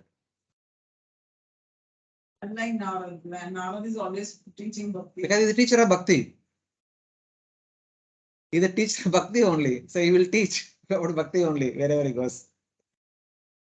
Don't worry, wait. 29th chapter, you will understand what Narada will teach us. 29th chapter. Very soon it will come. क्या connection है Narad का? Then you will understand either really Bhakti teacher or somebody else. Adhyatmika means engage in the self. The yoga concerning the self is the final yoga. Adhyatmika yoga in this verse refers to Bhakti yoga, not Jnana yoga or Ashtanga yoga. The Adhyatmika yoga word which is used here, because though Kumaras taught about the Bhakti Mishra Jnana, Jnana Mishra Bhakti, but at the end they concluded with Bhakti yoga, Ananya Bhakti only. That Ananya Bhakti is the Adhyatmika yoga. So Prthu Maharaj, while executing so many severe tapasyas, eating very frugally, but he always performed the topmost form of Adhyatmika yoga, that is Smaranatmika Bhakti. Previously in Srimad Bhagavatam chapter 4, Canto 4, chapter 22, verse number 39-40, Sanat Kumara indicated that Shuddha Bhakti was the highest process. It was not stated anywhere else that Jnana Yoga was called as Adhyatmika Yoga was the best and the final process. Neither in the previous chapter nor anywhere in the Bhagavatam, nowhere it is indicated that Jnana Yoga is the Adhyatmika Yoga and it is the topmost yoga. Everywhere in the Bhagavatam it is established that Adhyatmika Yoga contains Bhakti Yoga, Jnana Yoga and Ashtanga Yoga. But among the three, Bhakti Yoga is the best and the most easiest process. So in that way. It is also impossible to worship the Supreme Lord as the primary object in Jnana Yoga. The primary object of worship in Jnana Yoga is Brahman, not the Bhagavan. But he clearly said that Prthu Maharaj is worshipping the Supreme Lord. And he wanted worship of the Lord only. He never wanted Brahman in the past when he offered prayers. There will also be a contradiction to the next verse. If Jnana Yoga is the Adhyatmika Yoga, is considered the highest process. Because the next verse clearly says that he worships the Supreme Lord. Bhakti Yoga is here called as Adhyatmika Yoga so that it is kept secret. For people in general, Adhyatmika Yoga means Jnana Yoga. But for the people who know what is what, for them Bhakti Yoga. Bhagavad Dharmina Sadho Shraddhaya Yataya Sada Bhaktir Bhagavati Brahmani Ananya Vishaya Bhavat. Maharaj Prthu thus engaged completely in devotional service, executing the rules and regulations strictly according to principles, 24 hours daily. Thus, his love and devotion unto the Supreme Personality of Godhead Krishna developed and became unconditional and fixed. Anyabhilashita Shunyam Jnana Karmadi Anavrutam Anukulena Krishnanushulanam Bhakturtama. Mamchu Avebicharena Bhakti Yogana Sevate Sagunan Samadhitatan Brahmavaya Kalpate. Same thing mentioned here. Constantly endeavoring with faith. Sada Yataya. Dedicated to the Lord. Bhagavad Dharmina. He was not performing some other dharma. He is performing Bhagavad Dharma only. Prthu performed bhakti to the Supreme Lord. Bhagavati Brahmani alone, Ananya Vishaya, not to anybody else. He executed Bhagavad Dharma, which is known as Bhakti, and to Bhagavati Brahmani only, not to somebody else. So Adhyatmika Yoga means Bhakti Yoga only, not Jnana Yoga or Ashtanga Yoga. So it's like that.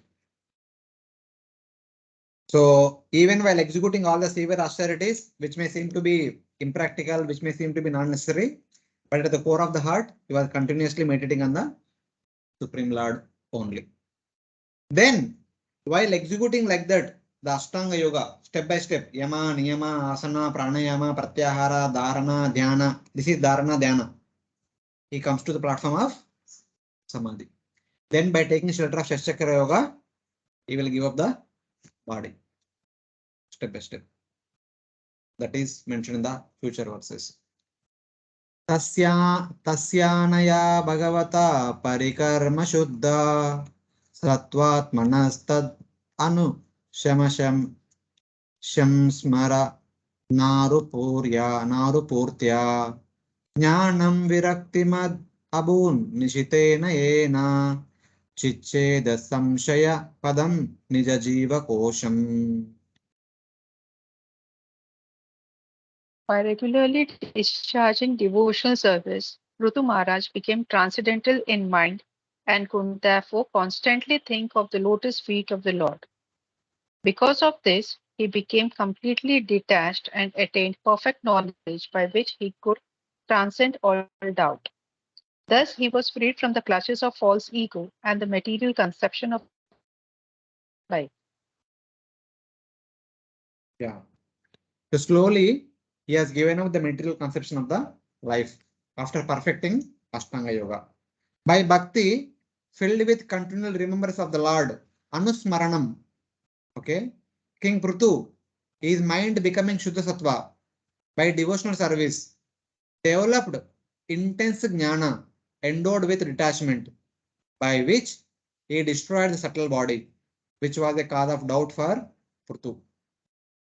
By devotional service, Prthu Maharaj eventually developed jnana endowed with detachment.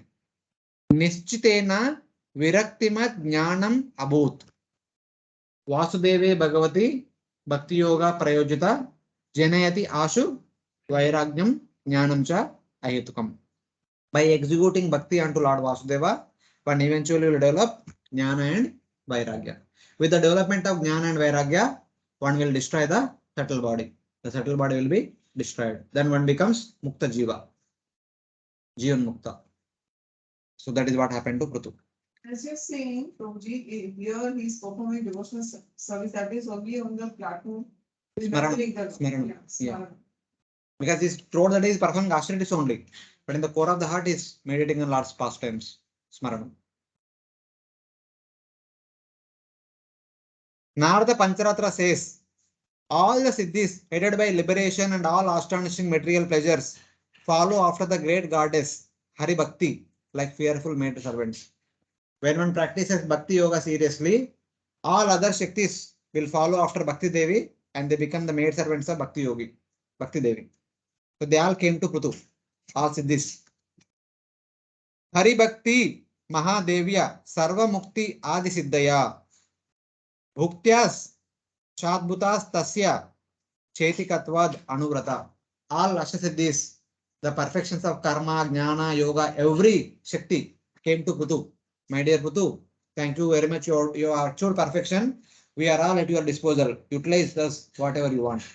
Everything came to Prthu. But Prthu did not use them just like that.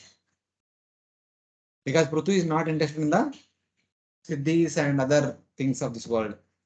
Though the devotee practicing pure bhakti does not want them, though on their own Brahma Vidya, the impersonal jnana, and the 8 siddhis of Ashtanga Yoga personified appeared before the devotee. And they say that we have been sent by the Lord for your service. Please accept us. 2 verses describe this. So when devotee attains perfection, come to the Samadhi platform, the Brahma Vidya and Ashtasiddhis, they will come to the devotee. It is up to the devotee whether to use them or not. The understanding is that the pure devotees will always have these. If they want, they can employ. King Pruthu's mind became Shuddha Sattva by service unto Supreme Lord. Parikarma means Paripurna Rupena, he was executing devotional service. So in that way. By Bhakti, the Brahma Vidya endowed with Vairagya appeared spontaneously. He got Vairagya and Jnana spontaneously. What was that Bhakti? It was filled with the remembrance of the Lord at every moment. At every moment, he was constantly remembering the Supreme Lord.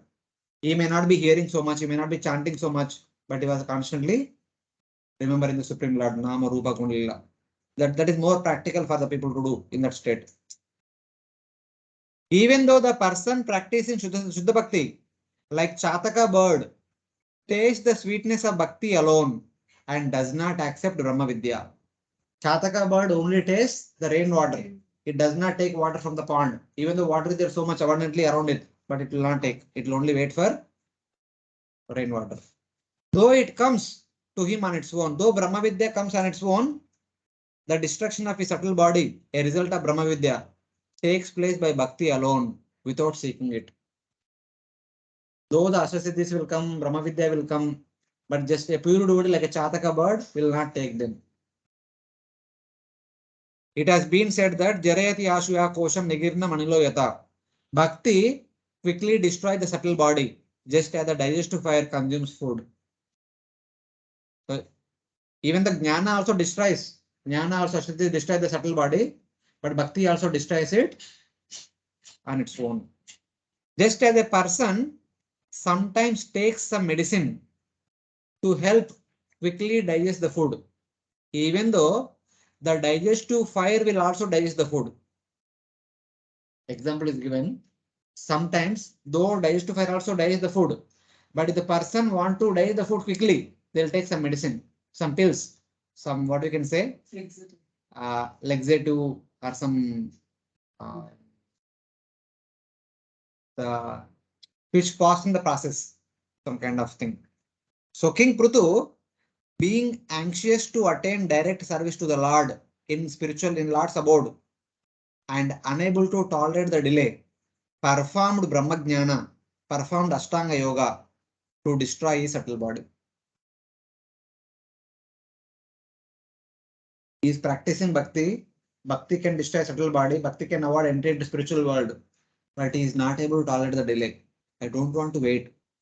I want to get it quickly. He began to practice Ashtanga Yoga and Shakshakra Yoga actually, so that he can give us the body as soon as possible. So something like that. Prthu Maharaj himself, of course, is an incarnation, but he has also experienced the presence of the Lord. So he is able to remember the Lord. Not for us, persons who are sadhakas, we have not experienced the Lord, neither we have seen the Lord. So sometimes we feel it's abstract, to think about Krishna all the time, because we are embodied, we need the reciprocation, even for our emotional exchanges. So sometimes, you're lost in thinking, like you want to think about the Lord, but you're lost. You're not able to connect. So why is that? Therefore, please come to Baba platform. You will experience the Lord at every moment. Answer. It is nobody guarantees in Baba one experience the Lord. Till then, one need to endeavor. We need to practice Vaidhi Sadhana Bhakti with rules and regulations so that we can come to Baba platform. In the Baba platform, experiencing Lord is like a normal thing. It is natural. It is natural. Bhava, So we need to endeavor to come to that platform. Solution, yeah. By that very sharp Jnana or Brahma Vidya, he cut the subtle body or covering, a source of doubt. King Prthu's doubt was, I have not seen the Lord directly by my bhakti. Do I have a subtle body or not? That means, having come to forest, after executing the austerities for so far, he thinks that I have not seen the Supreme Lord. Abhi tak dekha nahi. It seems that I still have subtle body. As long as one identifies the subtle body, one does not see the Lord. That's what Kumara said. Only when we destroy the subtle body, we will be able to see the Paramatma. That means I still have subtle body. I need to destroy it. By practicing Ashtanga Yoga, I can destroy the subtle body very quickly. So let me practice it. He was very eager to come to that platform. He was doing everything that is required. Actually, King Prthu did not have a subtle body because he was an avatar of the Supreme Lord. But like a normal human being, he is thinking that still I have subtle body because I am not seeing the Lord. So this is mentioned in the 19th chapter, text number 6 and 7. We are done with this verse. We'll do one slide and then we'll stop for today. In the 19th chapter, in 2 verses, it was mentioned that you should speak to me, you are a devotee and a devotee of the Lord, and you attached to hearing about he who milked the earth in the form of Prthu. This Vidura is asking unto Maitreya, is saying that, my dear Lord, I am a devotee, you are a devotee, you should speak to me, who is a devotee, about another devotee, who is Prthu, who is very much attached to Supreme Lord. And other pure famous topics related to the previous birth of the Supreme Lord Krishna. So Lord's appearance as Prthu, who is also Lord's incarnation. We should speak about that personality in detail. And this is indicating that Prthu is not a ordinary living entity. He is actually an avatar of the Supreme Lord. He does not have any subtle body like all of us have. But still, since he has come one among the human beings, in order to set an example, he is doing all these things. How a normal human being should behave.